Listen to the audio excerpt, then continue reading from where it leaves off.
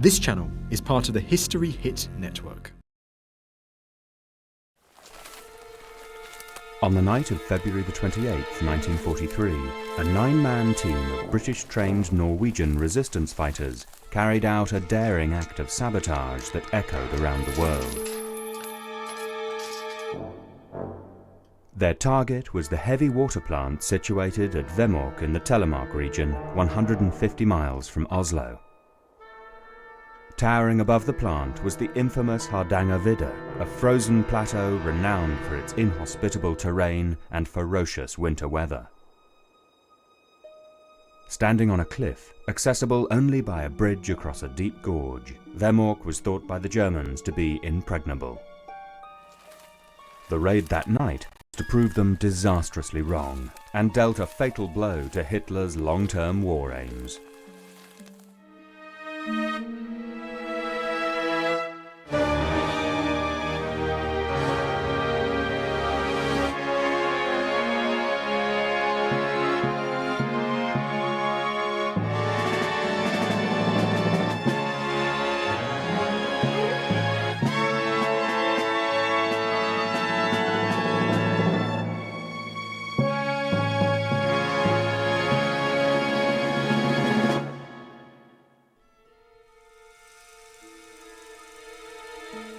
In 1943, Germany and America were locked in a deadly race to be the first to create the atomic bomb.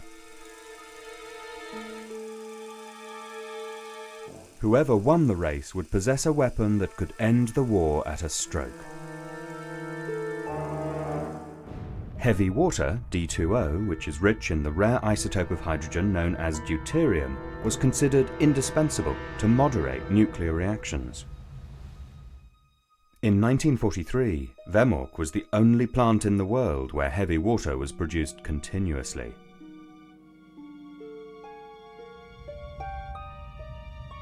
Ironically, when they set out from their SOE base in Britain, none of the 9 men involved in the raid had any notion of its vital significance. None of us had ever heard about the atomic bomb. But when my group left, Colonel Wilson said to me that this job is very, very important. If the Germans get hold of heavy water, they will be able to blow up some part of London or world like that. Well, I didn't believe him. He's telling me this because he wants us to do a good job. But the first I knew about the atomic bomb was when the bomb fell on Hiroshima. The Vemork sabotage operation was a complete success. Surveying the damage, Generaloberst Nikolaus von Falkenhorst, head of the Wehrmacht forces in Norway, described the raid as the most splendid coup I have seen in this war. It was a coup that could only have been carried out by men with intimate local knowledge, an inbred capacity to cope with the harsh terrain, and sharply honed survival skills. In other words, by native Norwegians.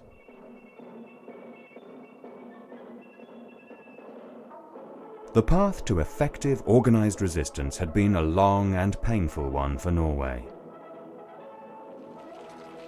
It began when the German army launched Operation Weserübung on the 9th of April 1940, sweeping into Norway and Denmark in a meticulously planned lightning assault that succeeded in placing German troops on the streets of Oslo and Copenhagen within the first 24 hours. Citizens in both capitals were stunned by the speed of the occupation and appalled by the violation of their neutrality.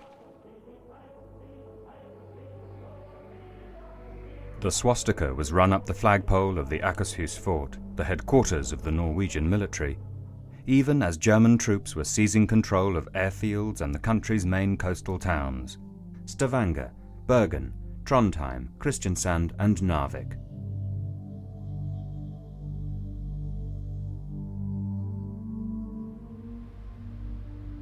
But the shock of events did not prevent the Norwegians from achieving one vital victory on the day of invasion, when they sank the German heavy cruiser Blücher in Oslo Fjord with coastal gunfire.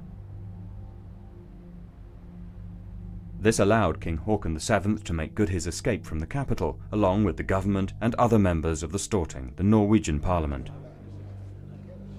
When the Germans demanded Norway's capitulation, Haakon refused point blank. In Oslo, Vidkun Quisling, leader of the Norwegian Nazi Party, announced that he had temporarily taken over the reins of power and declared resistance to German troops a crime. History Hit is a streaming platform that is just for history fans, with fantastic documentaries covering fascinating figures and moments in history from all over the world. From the Battle of Trafalgar and the Revolutionary era, right through to the Second World War. If you are looking for your next military history fix, then this is the service for you. We're committed to bringing history fans award-winning documentaries and podcasts that you cannot find anywhere else. Sign up now for a free trial, and War Stories fans get 50% off their first 3 months. Just be sure to use the code WARSTORIES at checkout. It was a time of choice for the Norwegian people. Gunnar Stensteby, a resistance fighter and Norway's most decorated military hero, sums up the feelings of the population at that time. To begin with, it was all a shock to everybody. So in the first period, it was very difficult what to do, but we understood that we had now got the Nazi tyranny, which was well known in Germany. Well, hadn't realized what they have been through, I think.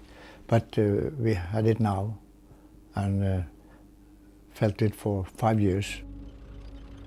The weeks that followed the German invasion were confused and chaotic. British, French and Polish troops fought alongside the Norwegians in a doomed attempt to win back Trondheim and to throw the Germans out of Narvik in the north. It was from here that iron ore, freighted by rail from the Swedish mines at Gällivare, was exported to Germany.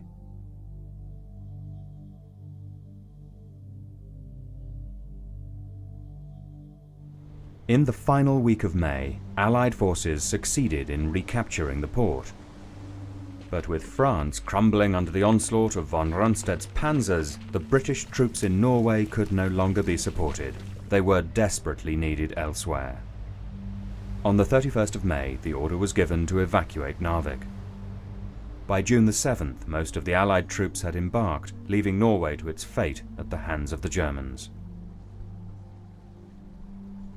On the same day, King Haakon and his cabinet boarded HMS Devonshire at Tromsø and sailed for England. It would be 5 years before he returned to Norwegian soil. 3 days later, Norway capitulated. The doomed Allied campaign in Norway during the early summer of 1940 had an important political effect in Britain. It was the final nail in the coffin of Neville Chamberlain's government.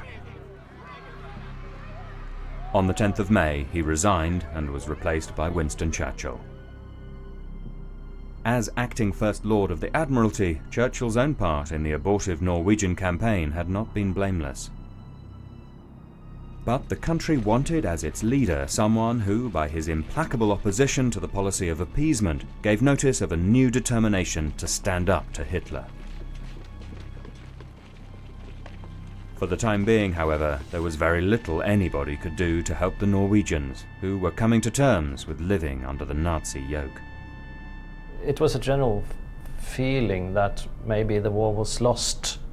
And remaining politicians in Norway, they got into some sort of negotiations with the Germans. What the Germans wanted was to create a new regime, and they persuaded in various ways Norwegian politicians to let go of the government, renouncing the government, and even urging the king to abdicate.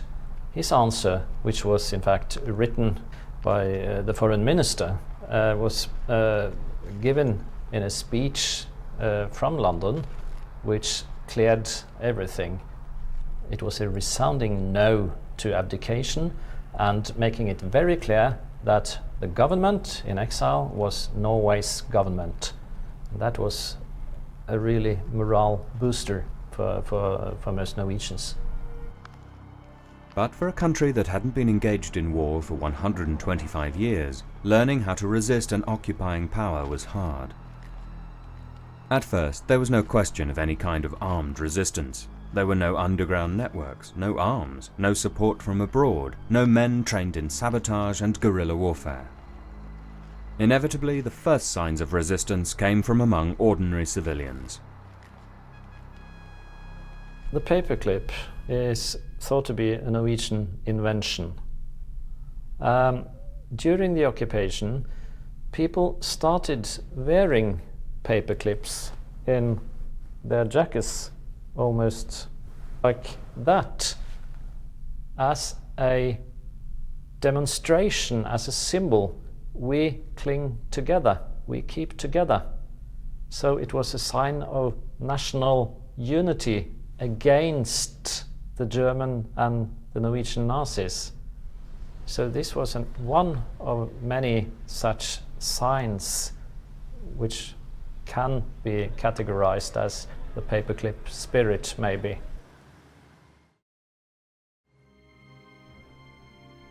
This found expression in an almost universal hatred of Quisling and the Norwegian Nazi party, the National Samling.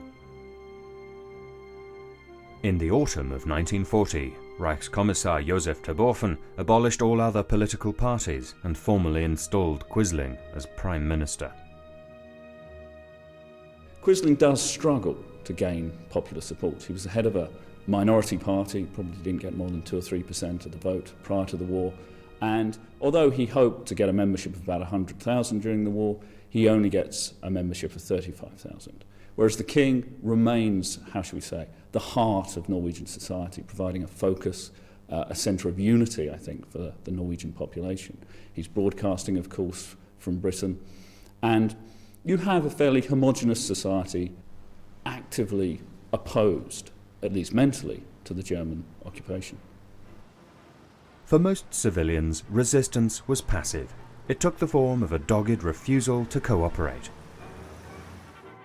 One of the first groups to make their feelings known were the country's sportsmen, who went on strike, refusing to take any part in Nazi-run competitions.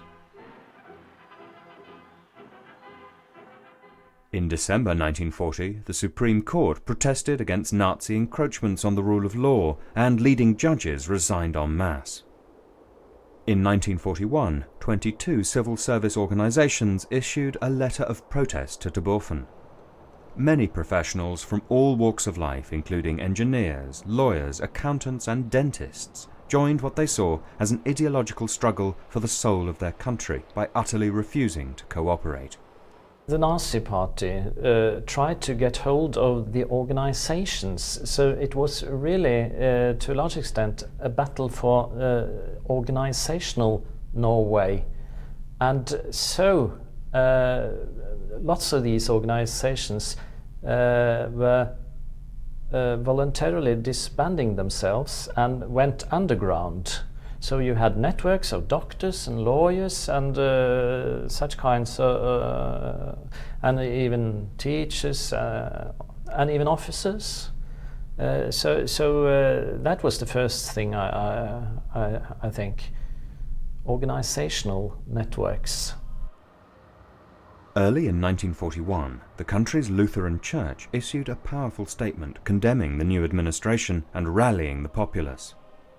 Eventually, the struggle came to a head over the issue of a new catechism demanding obedience to the party. The bishops resigned en masse, followed by 797 of the country's 858 incumbent clergy. Many leading churchmen of various denominations were arrested and interned or banished from their parishes. The Norwegian church is empty, and they protest, believe it or not, to the Reichskommissar, Josef Terboven, essentially the German ruler of Norway, above Quisling's head. And Terboven, always keen to embarrass Quisling, didn't like him very much, didn't really rate him or his party, actually tells Quisling to drop this. Essentially, when it came down to it, the Norwegians could get away with civil resistance on issues like this, so long as it didn't undermine overall German control or undermine production for the German economy. In accordance with that policy, when a wave of unofficial strikes occurred in 1941, the ringleaders were arrested and shot. The Nazis also made persistent efforts to introduce their ideology through school textbooks and directives. In February 1942, they attempted to organize all teachers and enforce national service for all young people along the lines of the Hitler Youth.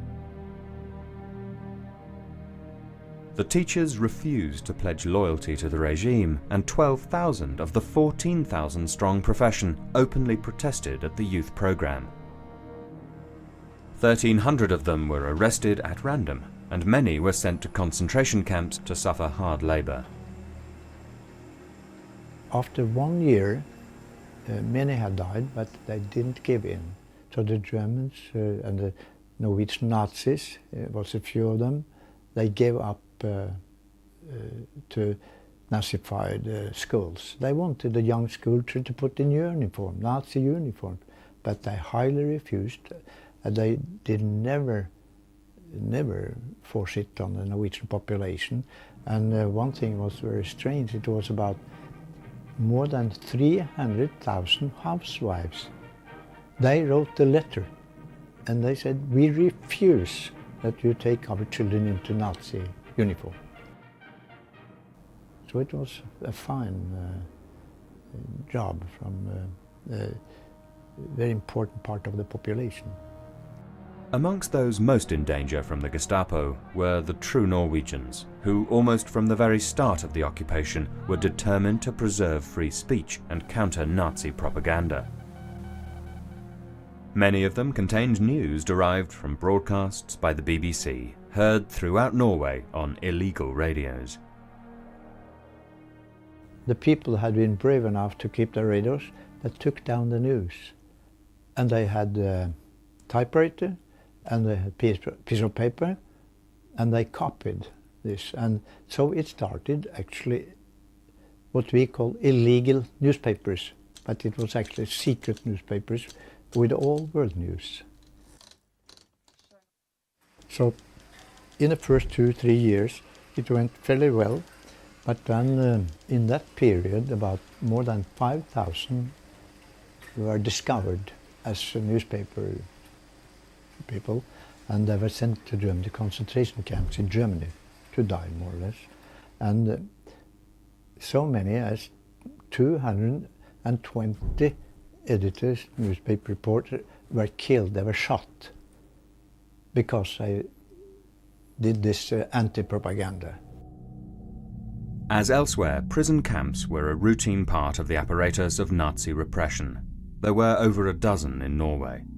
The largest of these was Grini in the outskirts of Oslo, which also acted as a transit camp for prisoners on their way to camps in Germany or elsewhere.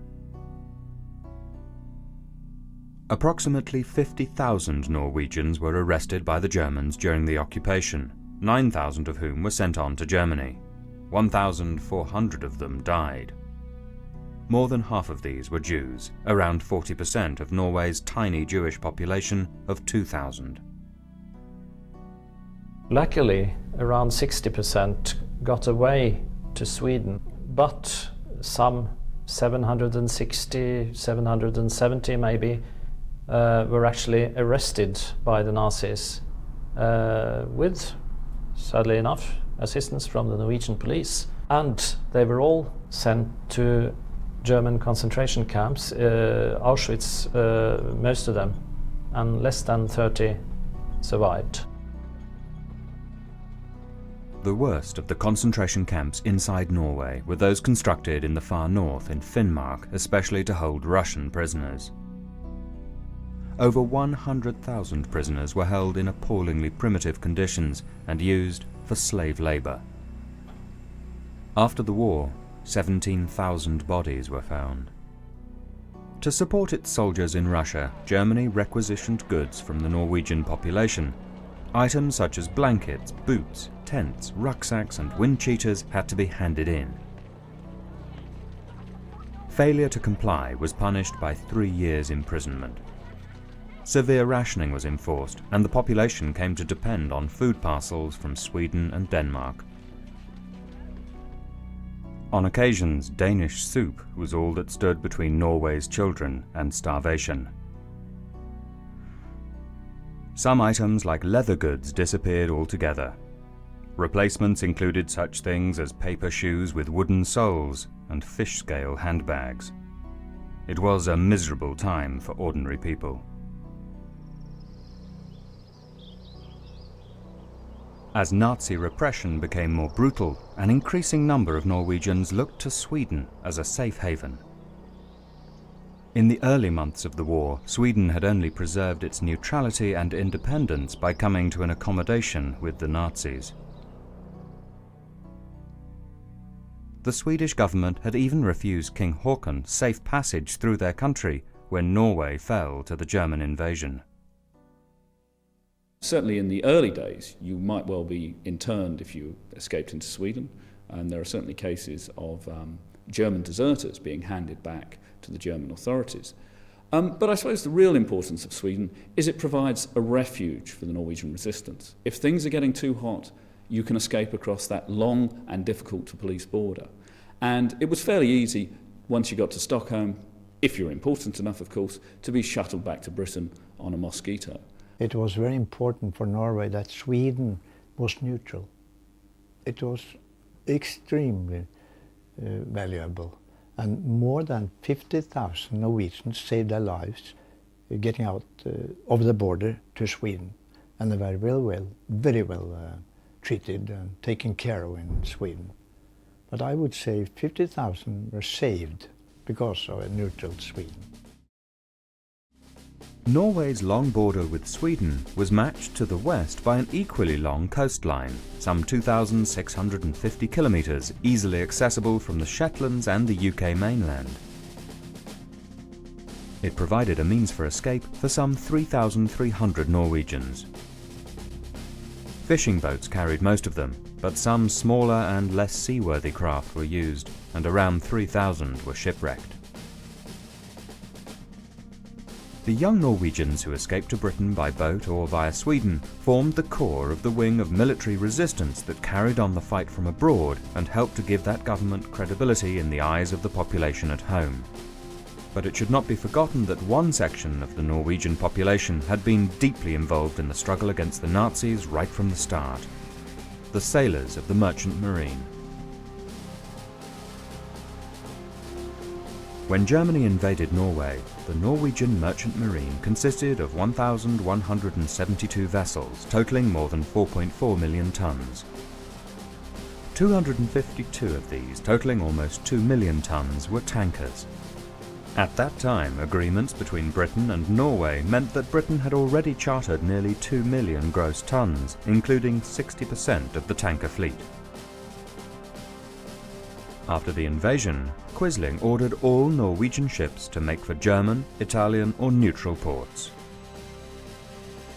But the Norwegian government in London managed to requisition the fleet, thus gaining for itself a major bargaining chip with its British hosts and a substantial revenue earner throughout the war.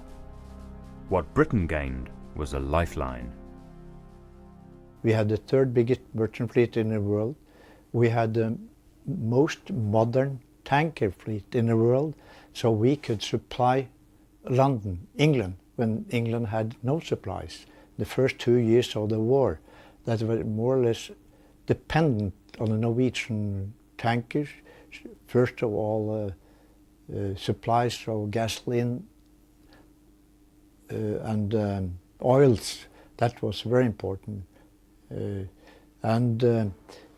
They said our war started September 39 with our merchant navy, because they were torpedoed from that time on when they went to Allied harbors, which they did all the time.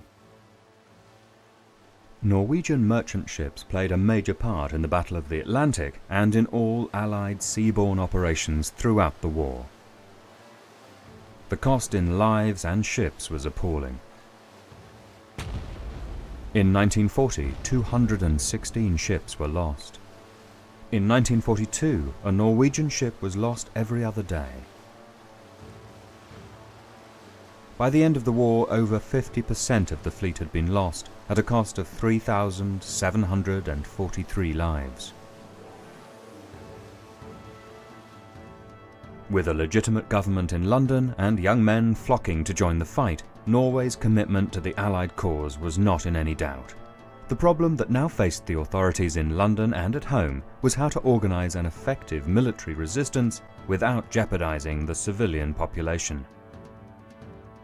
For various reasons, this problem was to prove singularly difficult to overcome in the years that followed. The Resistance Museum in Oslo is housed in an old building in Akershus Castle next to a memorial that marks the spot where Norwegian patriots were executed by the German occupying forces. Their death was part of a bitterly hard learning process for a peace-loving population with no great military tradition and no experience of organised resistance to an invader. Resistance had to be invented, had to be taught, had to be learned. The military organization, the Milorg, was formed gradually, and in the autumn of 1941 it was authorized by the Norwegian government in London. Milorg was slow to expand and at first avoided action and even weapons, gradually building up a secret centralized army and preparing quietly for the day of liberation. Its intention was to go slow, lie low, and by not attracting attention, avoid placing the lives of ordinary citizens at risk. There were, of course, difficulties. Norway was quite an open society. People weren't great at keeping secrets. This is certainly a theme that seems to run through British cooperation with the Norwegians. And the Gestapo did manage to penetrate certain groups on the west coast in 1941 with, roundups and arrests that follow. But I think by late 1941 this has been got over, and we see them moving towards something of a more effective, more homogeneous resistance movement. Coordinating resistance under the harshly repressive Nazi regime was a severe challenge because Norway suffered the highest level of occupation of any country in Europe. 250,000 troops by 1942, rising to over 400,000 by the end of the war, 1 German for every 8 Norwegians. And in a country where bridges and ferry crossings create natural bottlenecks, policing the population through identity cards was comparatively easy. I had to leave my home in Oslo, of course. I had a room rented there, and I had now different passports. I had to make a new passport in the name of Andersen instead of Sønsteby, and later on it was discovered by the secret police, and then I had to shift. So, and I stayed now from 42. I had almost 10 hideouts. So I had no difficulties to keep away from the Gestapo. One way that Norwegians could make a serious contribution to the war was to supply intelligence to the Allies. For more urgent intelligence, there was a network of wireless operators, particularly along the coast. Their task was to watch the movements of the German fleet along Norway's jagged coastline. Norway is only really important in British strategy when it comes to the German Navy, which virtually the entire surface fleet is based there. And for the British, the threat that this might initially break out into the Atlantic, later on attack the Arctic convoys, is of major significance. This network, operated jointly by SIS and the Norwegian Intelligence Office in London, grew rapidly. Their most celebrated success was the sustained 2-year observation of the battleship Tirpitz as it moved from one hiding place to another. She was finally destroyed by bombing near Tromsø in 1944. Inland, Milorg set up a further 70 stations of its own, using secretly built equipment. And SOE had its own networks. All of them were highly vulnerable to sophisticated German direction-finding techniques. Records show that the Norwegian Intelligence Office in London handled nearly 6,000 radio reports and 20,000 reports by courier in the course of the war. The contribution these agents made to the eventual Allied victory is incalculable. Jens Anton Paulsen was among the thousands of young men who escaped from Norway and ended up in England looking for a chance to take the fight back to the enemy. He joined Norwegian Independent Company No. 1, known as the Martin Linge Company after its founder. Members of the company underwent rigorous fitness training and learnt sabotage techniques under the overall control of the Special Operations Executive, SOE. I went through all the SOE courses, well, 2 or 3 at that time I think, and later on I believe I have been through most of the courses the SOE was running. Norwegian Independent Company No. 1. We got a very nice place in Scotland, in the Avonmore area, with the Cairngorm Mountains and country.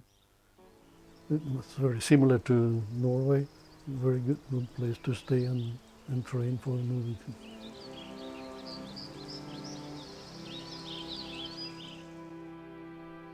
Many SOE-trained agents were on their way back to Norway via what became known as the Shetland Bus, a clandestine ferry operation consisting of fishing boats. It was an extremely hazardous operation, often undertaken in foul weather and heavy seas, and with the constant risk of capture or worse. SOE's Shetland base was also used to launch commando raids against German forces and installations in Norway. One such raid was the Claymore operation against the Lofoten Islands on the 4th of March 1941. Undertaken without the prior knowledge of the Norwegian government in London, who protested on behalf of their citizens who suffered reprisals, with homes burnt and people arrested. Norwegian commandos who had taken part in the raid felt disillusioned and began to doubt whether it was right to operate under British orders to achieve British military objectives. This view was compounded by the death of Martin Linge in the Anklet raid against Måløy in December 1941. Milorg, of course, is operating under a philosophy that they are saving their strength for the day that the liberation comes, and thus can be an effective sort of secret army in support of any Allied landings in Norway. And they're husbanding their strength while SOE are coming in and causing trouble, which of course often leads to crackdowns, and that leads to tension between the two groups. Indeed, amongst SOE there is a belief that Milorg is a bunch of dangerous amateurs and should be avoided at all cost. 1942 was a bad year for Milorg. Many of its networks were penetrated, hundreds were arrested, 24 of its leaders and a number of innocent citizens were shot. The setbacks brought about a wholesale revision of Milorg's strategy. The choice was stark. It could remain poorly trained, poorly equipped and vulnerable, or it could become a decentralized, fully trained and armed guerrilla organization. For that, it needed London's help. The most famous action involving SOE-trained soldiers of the Linge Company was the Gunnerside operation against the heavy water plant at Vemork in February 1943. It was vital to Norwegian interests that the attack should be carried out by saboteurs, because a bombing raid would be hazardous to the local population. A 4-man team, codenamed Grouse, was dropped onto the nearby Hardanger Plateau by parachute on the 18th of October 1942 to make contact with SOE's undercover agent working at the plant, Einar Skinnaland, codenamed Swallow.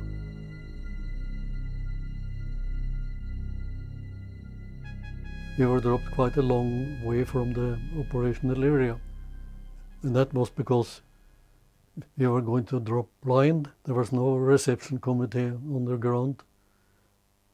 So I wanted to be quite sure that we wouldn't get in touch with any German patrols and so on. It took us 14 days to move that short distance because of all the equipment we had to bring with us. The plan was for grouse to base itself in a commandeered skiing hut and prepare for a glider-borne commando attack that was scheduled to occur a month after their arrival. 34 Royal Engineers were to make the commando raid. Its codename was Freshman. In the event, it was a catastrophe.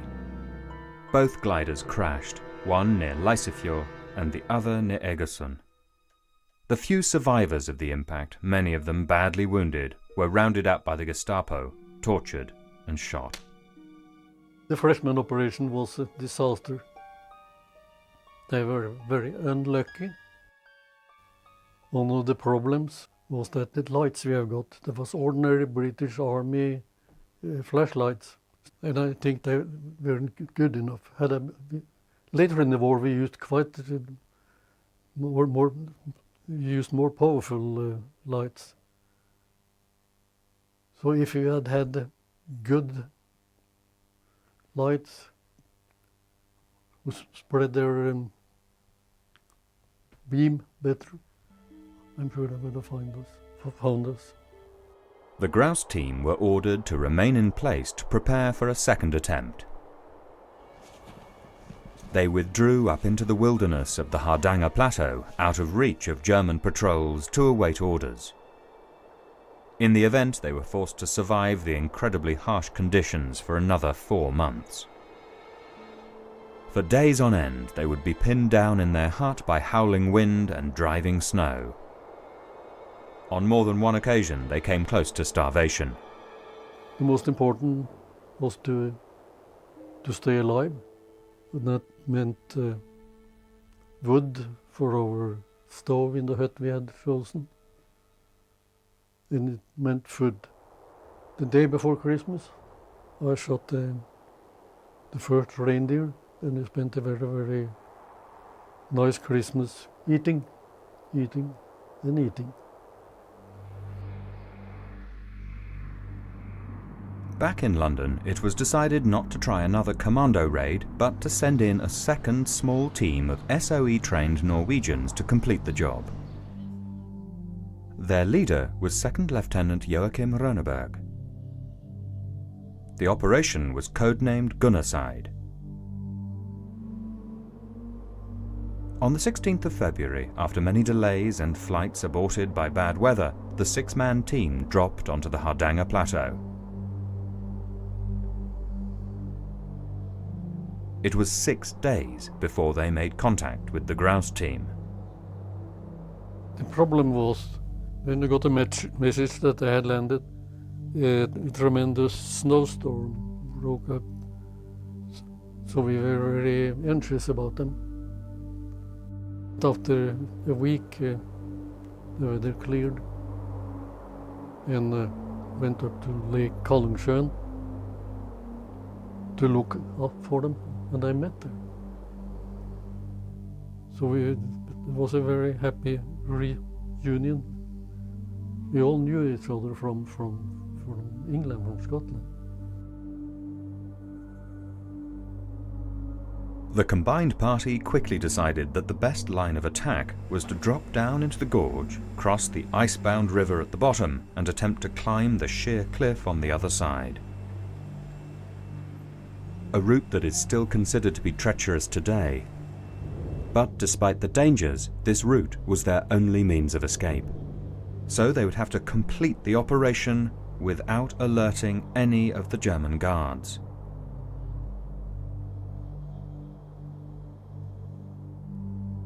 On the day of the attack, Helberg, one of the Gunnerside team, recce'd the route and declared it possible. The only problem was that a thaw had set in. Because of the mild weather, there was quite a lot of water in the river, and there was only one ice bridge to cross at that place. If that had gone, we must have looked for another place, and that would have been very difficult. The wet snow made the going hard, and in the bottom of the gorge the rapidly thawing ice cracked and groaned as they made their way across the river. By midnight they were safely out of the gorge and hiding only a few hundred yards from their objective, the looming bulk of the Vemork plant. At 3 a.m. they made their silent assault, cutting through the thick chain lock on the giant wire mesh gates and taking up their positions in the compound. Two members of the demolition team, Rønneberg and Kaiser, made their way along a narrow cable shaft and dropped down into the cellar where the machinery that concentrated the heavy water was situated. There they overpowered the Norwegian night watchman, and Rønneberg set about placing explosives on the cylinders of water. 25 minutes later, they released the night watchman and burst out of the steel door of the cellar into the night. A few seconds later, they heard the dull thud of the explosion. The sound was muffled by the noise of the factory and the thick concrete walls. In that moment, Hitler's atomic scientists lost 3,000 pounds of heavy water, about 4 months' production. At the sound of the explosion, the door of the nearby German barracks hut swung open and a half-dressed soldier appeared, flashing a torch. The beam passed inches above the head of one of the hiding saboteurs. After listening for a while, the sentry turned and walked slowly back to his hut. Today we know the reason why no shot was fired was because the Germans didn't do that job. The German guards didn't do that job. But we were very, very lucky. I believe the British, as a saying, you get what luck you deserve. Maybe we deserved it, I don't know. But at least we were very, very, very lucky.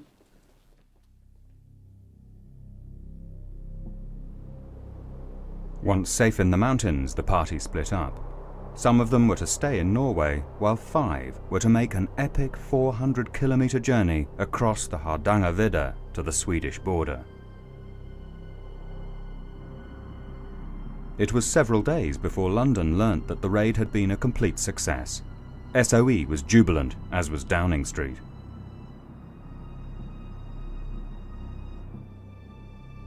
But more than anything else, it was a huge victory for Norway and those of its citizens who had chosen to resist the German tyranny.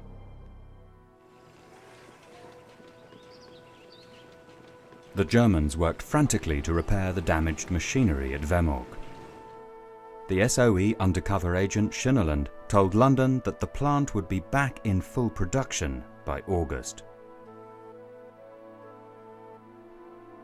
Once again, the Americans raised the possibility of bombing the plant, and this time the plan was accepted, but only because the Norwegian government and High Command were not told about it. On the 16th of November, a fleet of 300 flying fortresses and liberators took off from East Anglia and headed for Vemork. Only 18 of them hit the plant. The heavy water high concentration cells escaped almost intact. 22 local citizens were killed. The Norwegian authorities in London were incandescent with rage. The Germans decided to remove all remaining stocks of heavy water to Germany in February 1944. On Sunday the 24th of February, Norwegian saboteurs placed a bomb in the bow of the hydro ferry that would transport the rail wagons containing the heavy water across Lake Tinsha on Sunday the 20th of February. The bomb exploded as planned at 10:45, sending the ferry and its cargo to the bottom. Sadly, 14 Norwegian passengers were drowned. But once again, the point had been proved that a small team of highly motivated and well-trained Norwegian saboteurs could achieve what a massive bombing raid could not. Once the British and Americans, who of course are quite well developed on their atomic project at this time, discover the Germans are working on the same thing, this has to be stopped. And of course we should remember, Heisenberg, the head of the German atomic bomb project's biographer, actually says the Vemork raid limits the Germans to small-scale reactor experiments. They're not thinking about building a bomb after the raid. In the final phase of the war, the Norwegian military resistance organisation, Milorg, finally came into its own. With the aid of London, it had gradually been building up its strength. In early December 1944, a directive was issued by General Eisenhower. The idea was to keep the Germans in Norway. And in order to do that, one should sabotage against railways, shipping and fuel facilities to slow down the transfer of German troops from occupied Norway to the continent. So the Milorg got the opportunity to carry out sabotage. This actually happened after the German surrender in Finland in the autumn of 1944, when large numbers of troops were withdrawn into Finnmark and thence southwards. The Allies didn't have any forces to use in Norway at that time. So if he had wanted to fight on it, would have taken a hell of a long time to eliminate him. In the event, General Burma signed the German surrender in Norway on the 8th of May 1945, and Milorg did not have to fight. Their role in the risky transition period was to stand guard, protect buildings and maintain order. And there was also the matter of rounding up the traitors and collaborationists. Unlike France, which saw a massive bloodletting after the liberation, Norway handled the matter with dignity and due process.